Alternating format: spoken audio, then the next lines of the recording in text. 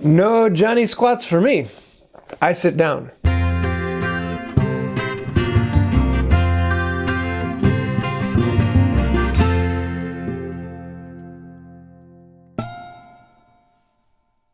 Hey y'all, I'm James Wright and welcome to my shop. I know we've been working on the table for a little while, but now I want to actually start working on a dining room table. But before we get into that, I want to talk about drying slabs. I've had a few questions about that since I brought these into my shop, and I figured I would take the time and talk about them. Now these three on the top, they're elm and they've been in my shop for a little over 2 years. They were cut at 8/4 and they are about ready to be used. They're dry enough and ready to use. These two on the bottom are red oak. They are 10/4 and they are massive. Now these ones I purchased from Matt Cremona, and he's had them drying in his backyard for a little over 2 years. Now the problem is, when you're drying outside, the moisture level is only going to get down to the ambient moisture of what it is outside. And right now I'm inside in an air-conditioned, heated basement shop, and this is about as dry as it will possibly get. Some of my oak boards are actually so dry that they don't read on my moisture meter. And so I want to go through, how do you know when a board is dry enough to use? So yeah, let's dive in. Now first let's look at a couple of the moisture meters. This one actually has a pad on the back that uses black magic to sense what the moisture level is inside the wood. Actually it creates a field that will feel the resistance of the moisture in the wood. And so this actually will tell you what a little bit deeper down in the wood is. Whereas with these styles, they have the pins on here. These pins you just stick into the wood and you know what the moisture is from how far down the pins stick. Now notes from this, you don't want the pins to be going with the grain. You want them to be going across the grain. And the reason for that is you might have a tube in the grain that is fairly dried out and the next one beside it is wetter. So when you go across the grain, you're actually sampling many different veins of the wood, whereas if you go with the grain, you're only sampling one vein of the wood. Also, you don't want to put it into the end grain of the wood because the end grain is going to evaporate much faster, so all the water will come out of the end of the wood. So when you're using this, go across the grain. But I rarely use this one anymore now that I have this field meter. So what I want to do is turn it on, and then it will give you several different settings for density. And I know for the elm and the hard oak, they are both at a 3 on this particular one. And so I'm going to set that on here, and I'm going to get 9%. In some places it'll be 9.5 or 10, but 9% is about the equilibrium of this wood. This wood has been at 9% now for a little over 6 months. So I know that this wood isn't going to get any drier because it's been sitting here for a good long while.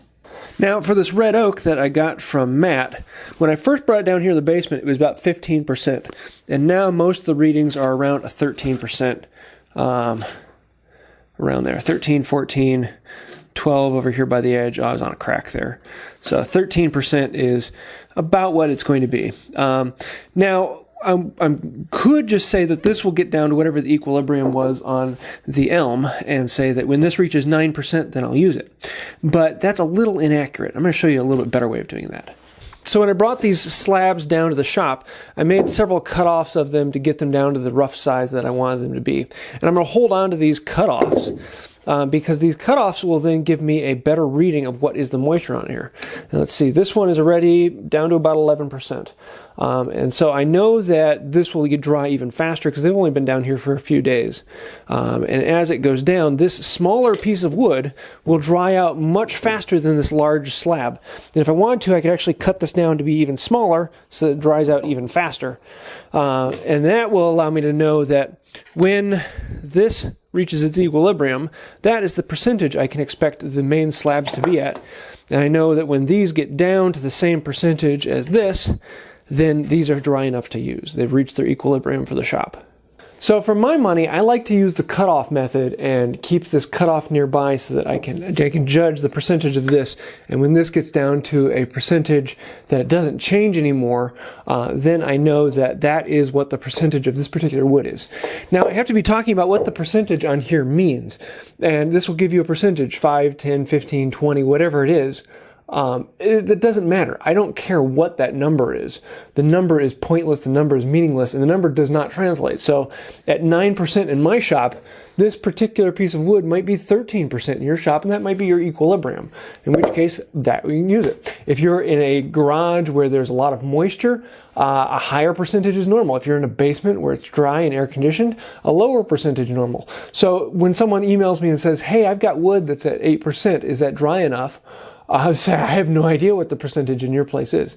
So don't worry about what that number is on the meter. Just know that once these numbers match, then you know it's dry enough. Now, there's a whole bunch of other methods of doing things.